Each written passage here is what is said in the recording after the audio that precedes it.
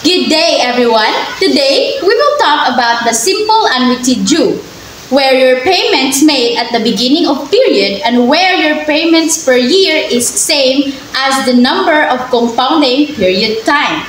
I am Kathleen B. Fabros together with my member, Rojimar Tabares and Kleina Torreno. So before we proceed to our proper discussion, we will have first our learning competencies. After completing this chapter, the learner will be able to define the key terms of simple annuity due, distinguish and differentiate simple annuity due with an ordinary simple annuity, compute per future value, present value, payment size, and term of the annuity due. Derive the formulas for a simple annuity due. Give example of simple annuity due problem in real life situation. And we have our agenda, the introduction to simple annuity due, computing the future value of simple annuity due, computing the present value of simple annuity due, and computing the periodic payment and the term of simple annuity due. Introduction to simple annuity due. First and foremost, we will know what is annuity. So annuity is a sequence of equal payment made of equal intervals of time. So, mauni siya ang hulugan or installment. Dili kay isahang bagsakan ra. So, example ani is karon karon nga month, October, ning bayad ka og 1K. So, November, next month is mubayad japon ka og 1K. So, every month is 1K. Kay same man daw og payment, og same pod ang imong interval. Dason, kung yearly naman ka magbayad, nagbayad ka yearly og 10K, next year, mubayad pug ka og 10K. So, what is annuity due? Is a type of annuity where the payment are made at the beginning of each payment interval. Unlike the ordinary simple annuity, the payment interval starts at the end of each period. So, ang annuity due is mauni siya ang imong pagbayad is naa sa pinakauna. For example, imong interval abi is January 1 to January 31. So, magmubayad ka January 1. Unlike sa ordinary simple annuity, kung naa kay interval nga January 1 to January 31, mubayad ka January 31. So, naata dire illustration, natawag nato ni siya og time diagram. So, kaning number sa babaw is ginatawag nato ni siya og interval. Ang kaning R sa ubos is mao ni siya atong ginatawag og payment size. So, ang kani is mao ni siya ang kanang mabal-an nato nga kapila ta ni bayad sa kana nga interval. So, for example, naatay interval nga 6 years. So, kay ang atong gamiton is annuity due man, mubayad ta sa first. So, makita nato diri ni bayad siya sa first, diri sa ikaduha, kay every year man daw mubayad ka og every year ka usa ka mubayad. So, sa 6 years nato nga interval is kaunong ka mubayad sa pinakauna nga kanang unsa ni pizza sa kana nga year. So, kani siya sa pinakauna, ikaduha, ikatulo, ikaupat, ikalima, kaunom. So, kaunom ta ni bayad sa 6 years. So, kung nakabayad na ta, mo na siya ginatawag na to og present value. Pero kanang kung ato nang itag-ni ang tanan nato nga payment sa every year is matawag nato na siya og present future value kung nahuman na nato ubayad ang kanang nga interval. So, ang focal point is mao ni siya ang specific date nga makumpara og mapariha ang nagkalain-lain nga kantidad sa kwarta nga adunay nagkalain-lain nga pizza. So, mauna siya atong gamiton sa ato ang mga kanang example unya to compute the kanang future value, present value. So, simple annuity due is mauni siya ang same payment at regular interval. So now, we will know the comparison between ordinary annuity and annuity due. So basis ang payment schedule, ang ordinary annuity is ang iyang payment kay mag-start sa end of interval. While ang annuity due is ang iyang payment kay nag-require nga sa pinakauna sa interval mo bayad. Then ang basis naman kung sa present value, ang ordinary annuity is lower present value than annuity due. So gamay iyahang murag principal. Dayon higher ang principal sa kanang annuity due kaysa sa ordinary. Dayon in terms sa amount naman, ang ordinary is payment are bigger as it includes interest for the period. So, ang ordinary, ang iyang payment kay mudako ra kung imuhang gibutang na daan ang rate sa kana nga period. Dason, ang annuity due is ang payment is comparatively smaller. Kung sa appropriate naman, ang beneficial sa ordinary annuity is kanang kuan if one has to make the payment, so ikaw mismo mubayad. Ang beneficial naman sa annuity due is one has to receive the payment, so mas beneficial kung ikaw ang mo-receive sa kwarta. So ang example sa ordinary annuity is the mortgage payment, and sa example naman sa annuity due is ang insurance premium. So now, we will talk the following variables used in the treatment of annuity due. So, mauna ni siya ang mga variable nga itong gamiton kung mag-compute ta. So, S sub due is future value of end payment, simple annuity due. Dayon ang A sub due is ang present value of an end payment, simple annuity due. Then ang R, or ginatawag siya og periodic payment or size of each annuity due, mao ni siya ang atong ang amount nga atong ibayad. Then ang nominal interest rate is mao ni siya ang 10%, 15%, 20%, so mao na siya. Then ang M naman is number of conservation per year. Dayon ang T is time period, term or ang interval of the kanang loan or investment. Dayon ang N naman is number of payment in the annuity. Dayon ang I is interest rate period, per compounding period. So mao ni siya kung annually ba, quarterly, semi-annually, or kanang by month ba siya magbayad. The simple annuity due formulas for computing the present value of simple annuity due. For computing the present value of simple annuity due. For computing the periodic payment of simple annuity due. And last, for computing the term for simple annuity due. So now, let's go to computing of future value in simple annuity due. So we have here a problem. Karen deposit $100 each month into an annuity that pays a 6% annual at the end of each year. How many money will she have in this account at the end of 5 years? So we have here a timeline. So, mao ni siya atong timeline. So, mao ni siya ang 5 years. So, ang future value nato is unknown. So, mao ni siya atong pangitaon. Atong present value is $100. So, every end sa year is muad siya og 6 kanang percent.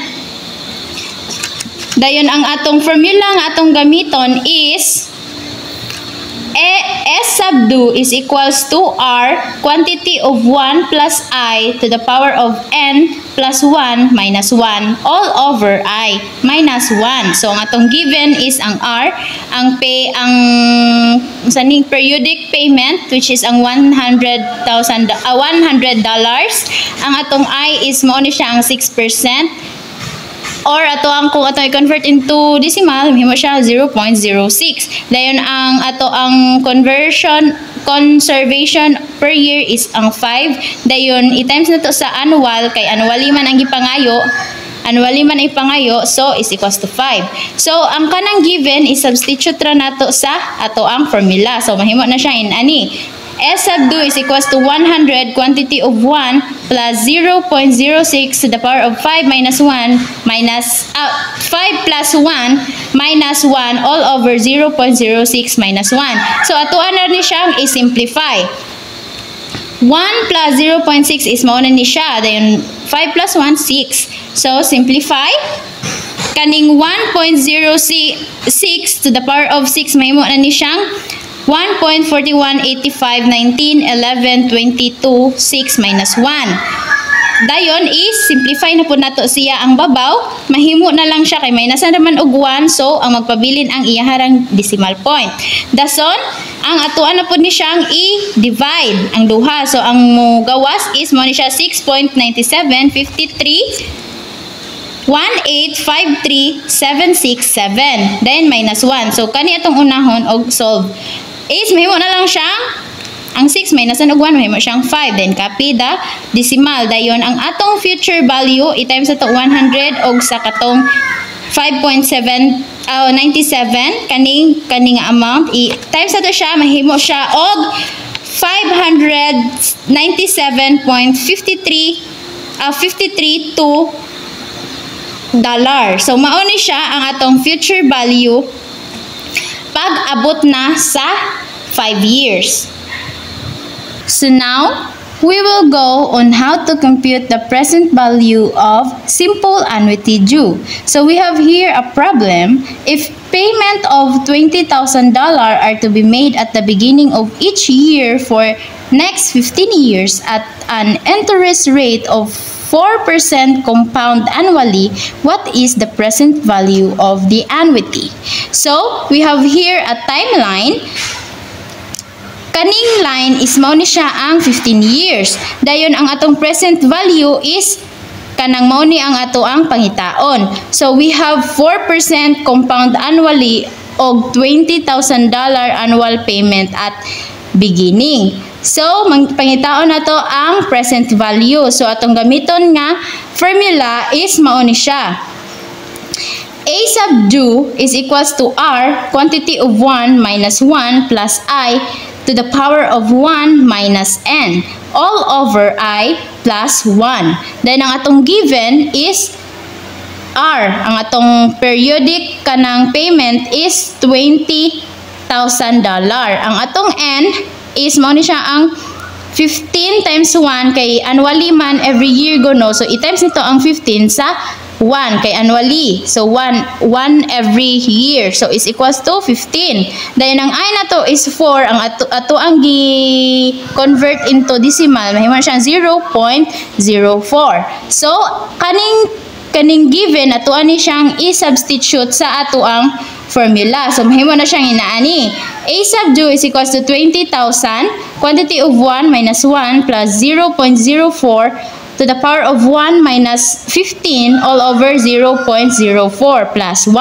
Dahil atuan ni siyang i-simplify, mahimo na siyang kaning 1 plus 0.4, mahimo na siyang 1.4. Kaya i-add na to. Then, kaning 1 minus 15, di man pwede nga ang 1 ma-minus ang 15. So, ang 15 atong minusan og 1. Mahimo na siyang negative 14. All over 0.04. So, at simplify gyapon na to, mahimo na siya og kaning 1.04 to the power of negative 14, mahimo na siyang 0.577475082882. Dason, isimplify pa dyan nato siya, mahimo ang 1 minus 0 kani, ang kani nga value is mahimo na siyang kani 0.4225249172 all over 0.04. Then, ato na po siyang i-simplify. Ang kani siya is mahimo na siyang 10.56 rather, 31, 22, 93. Dayon, copy the plus 1. Dason, unahon na to ni siya og kuan kanang solve. So, 10, mao na ni siya ang mahitabo. So, ang 10, i-add na to ang 1, may mo siyang 11. Then, copy the rest. Dason, ato ni siyang i-times to get our present value. So, ang atong present value is equals to 231,262 $0.459. So mao na ni siya ang atong present value nga gipangita. Tackle the unit 5.4, which is computing the periodic payment of a simply annuity due. So the first one is derivation of a periodic payment based on the future value formula. The first one is, so we have a given formula. The first one is H due are the quantity of 1 plus I, the exponent of n plus 1 minus 1 over I minus 1. The second one is H due equals R, the quantity of 1 plus I, the exponent of n plus 1 over 1 minus I over I. Next is H due of equals R, the quantity of 1 plus I, exponent of n plus 1 minus 1 and minus I over I. Next is H due R. H due is equals to R, the quantity of 1 plus I, exponent of n plus 1 minus the quantity of 1 plus I over I. The last, R is equals to H due over the quantity of 1 plus I, n plus 1 minus 1 plus I. If you would like to accumulate 3.5 million in a 15 years, what amount must you contribute each year if an investment earns 13% compounded annually and the contributions are made at a beginning of each year? So now we have a given example. So our issue or our future value is a 3.5 million, and our time according to our example is 15 years time, and our n, which is kwan siya kanang kabuuan siya sa time and m. What is our m? R kung kapila ta mo bayad sa usa ka tuig. So ang state diri is annually. That's why ang atong time is 15 years and multiply by 1 kay annually ra ta mo bayad per year is equals to 15. And we have our I or our rate. So our rate is 13% or equals to 0.13. Our M naman, since sa akong nasulti nga, annually ra ta mo bayad, which is 1. And our I is equals to I over M. Ang atong I, mao to atong rate. Ang M naman nato, mao atong 1, which is ang annually nato mo bayad. So is equals to ya, so 0.13 also.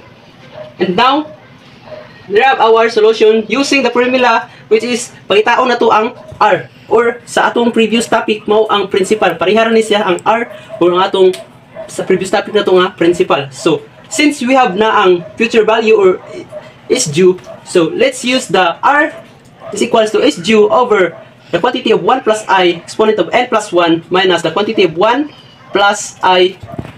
Mao na atong gamiton nga formula. So, diri ato na siyang gi-distribute. Atong R, atong is due is 3.5 million multiply sa I na to nga 0.13 over ang atong 1 plus I 0.13. The exponent na to is n plus 1 o ng 15 plus 1 minus the quantity of 1 plus I. Ang I na po na to is again 0.13. So ato ni siyang i-multiply ang atong numerator. So 3.5 million multiplied by 0.13 is equals to 455,000. And sa ato namang denominator is, kung ato ni siyang i-calculator, so mo equal siya og 7.06, 73, 25, 52, 7 minus 1.13. Anong 1.13 ni siya? Kay 1 plus 0.13 equals to 1.13. So, atong i-calculate na po ang atong denominator, which is, mo equal siya og 5.93, 73, 25, 52, 7. So, dili ta pwede mo convert diri kay atong gistoryahan kay kwarta man. So, kung kwarta gani, mo gamit kita decimal, nga ato ging i-include tanan nga decimal. So, kung ato siyang i-divide ang 455,000 divide by 5.93, 73, 25, 52, 7 is equals to 76,633.83. That's why, mauna ato ang annually contribute, ang atong need nga i-contribute each year o para makagain ta og 3.5 million in a 15 years. Now, let's move on to the letter B, which is derivations of the periodic payment based on the present value formula. So, kanina is we tackle about the future value formula or future value nga atong pangitaon. And now, Ito naman sa present value. So there have a given formula. So first one is add u is equals to r, the quantity of 1 minus the quantity of 1 plus I exponent of 1 minus n over I plus 1. The second one is add u is equals to r, the quantity of 1 minus plus 1 minus the quantity of 1 plus I, the exponent of 1 minus n over I. The third one is add u is equals to r, the quantity of I over I plus 1 minus the quantity of 1 plus I, the exponent of 1 minus n over I.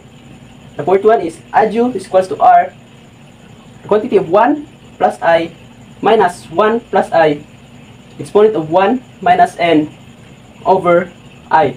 And the last one, which is the r, is equal to add u I over the quantity of 1 plus I minus 1 plus I, the exponent of 1 minus n. So, the add u is represents to the present value. So, kato ganinang is due as nag-present po to siya sa future value. So, we have a given an example. This one. Example number 3, since at least that was 4 years to run is recorded on a company book as a liability of 1 million pesos if the company cost of borrowing was 15% compounded monthly. When the lease was signed, what is the amount of the lease payment made at the beginning of each month? And so, based sa atong example, we have a given, ang atong age is 1 million pesos. And atong time is 4 years. And our N naman, which is combination of T and M, time and the how many times we pay in month or year, is our T is 4 and 12 naman ang atong M. And our N is equals to 48. So, I discussed later why 12 ang M. So, our I naman, or atong rate is 15%, so equals to 0.15. And M na to is 12. So, why it is 12? So, based mo sa atong example, nakasulat dito is si gabayad siya compounded monthly. So, monthly siya. So, based in a 1 year, so, pila ka month, diba 12? So, that's why 12 ang ato ang M. And our I is combination naman sa I over M, which is the 0.15 over 12 is equals to 0.0125. So, let's use the formula, which is the last formula ganina. The R is equals to add u I over the 1 plus I minus the 1 plus I, the exponent of 1 minus n. So, let's nanong kaniman atong formula. This because given ang atoang add u or ato ang present value. So, that's why let's pangitaon na to ang value sa R or ang ato ra siyang i-connect sa atong i-connect naman nato siya sa atong previous lesson, which is mao ang principal. So, let's substitute our given to our formula. R is equals to ang atong RU is equals to 1 million multiplied by I. What is our I? Is equals to 0.0125. And our 1 plus I again, our 0.10125 minus 1 plus I again, 0.0125. The exponent of 1 minus n. So, our n is 48. Yes, given na. Then, let's simplify. 1 million times 0.0125 is equals to 12,500. So, ang ato pong denominator is ito pong i-simplify is equals to 1.0125 minus 1.0125, the exponent of negative 47. Ganun negative 47 siya kay 1 minus 48. That's why negative 47. And the last one, the next is nato pong simplify atong denominator. So, copy ang 12,500 and simplify nato atong exponent, which is the 1.0125 minus ang 1.0125 exponent of negative 47 is equals niya sa 0.5577421948. And the next as is minus na po nato ni siya. And now, natuwa nang na-minus ang 1.0125 sa iyang sa 0.5577421948, which is equals to 0.4547578052. So, let's divide the 12,500 to 0.4547578052 is equals to the R, ang ato ng R is 27,487.16. So, mao ni atong possible mabayaran in every month if para makakuha tag 1 million in a 4 years. Mao ni atong present value o atong R or atong according to sa atong last topic is or principal siya. So that's all sa akong topic and thank you. So my topic is about derivation of the term based on the featured value formula. So example, how long will take Warren and Lyra to save 1 million for a down payment on a home if they will deposit 9,560.75 at the beginning of each month in an investment account earning 6% compounded monthly? So solution, we should compute the number of payments required for a featured value for 1 million. So this will be the value of N in SDU. So given is the ang SDU is mao siya ang 1 million. Then ang iyahang J is 6%. So i-convert natin into decimal. So mahimo siyang 0.06. Then ang I is equals to J over M. So 0.06 divide sa 12. So mahimo siyang 0.005. Then ang iyahang R is 9,560.75. Then ang iyahang M is 12. So ato ang formula is N is equals to log 1 plus SDU plus R over R times I over log 1 plus I minus 1. So ato siyang i-convert. So ang N may equals to log 1. So ang SDU is maon siyang 1 million. Then ang R is 9,560.75. Then ang I is 0.05 over ang R liwat is 9,560.75 divide sa log 1 plus ang I is 0.005. So next is N is equals to log. So ang 1 plus 1 million plus 9,560.75 times 0.005. So ma-equal sa 1.52797524. Then ang log 1 plus 0.005, so mahimo siyang log 1.005. Then minus 1. So next ang N, so ang log nga 1.752797524, so mahimo siyang 0.1841152.607 over ang log 1.005 is 0.002216606175 minus 1. So, next is, ang N, mahimo siyang, so ang 0.1841152.607 over 0.002216606175, so mahimo siyang 85.000000524 minus 1, so mahimo siyang N is equals to 84.0000524. So, atuwa siyang ibutang sa final answer. So, mahimo siyang 84 na lang. So, next is the derivation of the term based on the present value formula. So, kay ganina is about sa future value formula. So, subong is present value. So, example, how long can an account sustain quarterly withdrawals of 11,991.51 beginning today if the account contains 200,000 and earn 8% compounded quarterly? So, ang solution, the amount current in the account represent the present value of future withdrawal. We need to compute the value of N in ADU. So, given. So, ang ato ang ADU is 2,000, ang J naton is 8% rather. So, ato siyang i-convert sa decimal. So, mahimo siyang 0.08. Ang I naman is J over M. So, ato ang J is 0.08. Then, ato ang M is 4 na di. Nasayop ko. Then, ang R is 11,991.51. Then, ang M equals 4. So, ang ato ang formula is N is equals to 1 minus log, quantity of 1 minus ADU minus R over R times I over log 1 plus I. So, next, so ato siyang i-distribute. So, ang N is equals to 1 minus log, 1 minus 1 ADU, so mahimo siyang 200,000 minus R nga 11,991.51 times sa I nga 0.02. Over ang hourly watt nga si 11,991.51 over ang denominator nga lag 1 plus 0.02. So next, n is equals to 1 minus lag.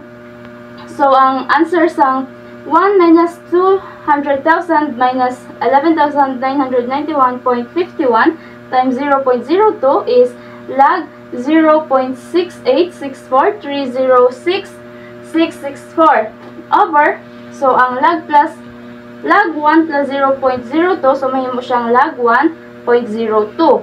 So next is ang n, mahimo siyang 1 minus negative, so ang lag 0.6864306,664 mahimo siyang negative 0.1634033,226, then ang lag 1.02 naman is 0.0086001,717. So next, ang n is equals to 1 negative, so ilahang answer sini is negative 19.0000687. So 1 minus times negative 19.0000687, so mahimo siyang positive 20.0000687. So kung ato siyang ibutang sa final answer, so ang n is equals to 20. So the 20th withdrawal will exhaust the account. This occurred 24 calendar quarter from the date of the first withdrawal.